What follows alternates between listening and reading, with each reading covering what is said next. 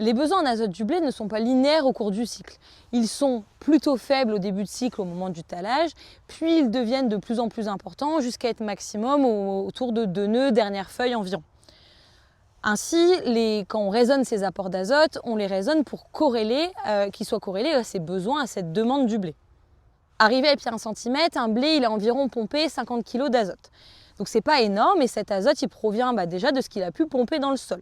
D'où l'importance aussi de faire ces reliquats azotés de sortie d'hiver qui déterminent déjà si le frigo de nourriture en azote il est déjà très rempli et donc qu'il y a de l'azote disponible pour ma culture ou s'il faut en apporter et s'il faut en apporter un tout petit peu ou s'il faut apporter un peu plus.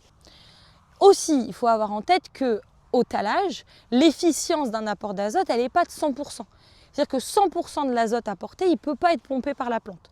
Au talage, on est plutôt autour de 50-60% d'efficacité d'un apport. Et cette efficacité, elle devient de plus en plus importante au fur et à mesure du cycle de la culture. Pour ça aussi que des trop gros apports à talage, ce n'est pas forcément utile puisque la plante ne va pas pouvoir tout pomper. L'objectif de cet apport réalisé à talage, c'est de garder un nombre de tales suffisant pour avoir un nombre d'épimètres carrés suffisant pour avoir un optimum de rendement. Apporter trop d'azote à ce stade-là, ça veut dire conserver un nombre de tales important et avoir des biomasses très élevées. Ce qui peut aujourd'hui être dépréciatif, surtout avec les variétés qu'on a de nos jours qui font leur rendement plutôt sur la fertilité épi et le PMG. Donc, pour maximiser rendement et accessibilité au marché en termes de taux de protéines, notre recommandation c'est de ne pas mettre trop d'azote trop tôt sur nos blés. Idéalement, on reste autour d'une 40aine d'unités, pas beaucoup plus, sauf dans des cas extrêmes de parcelles mal implantées qui vraiment sont critiques.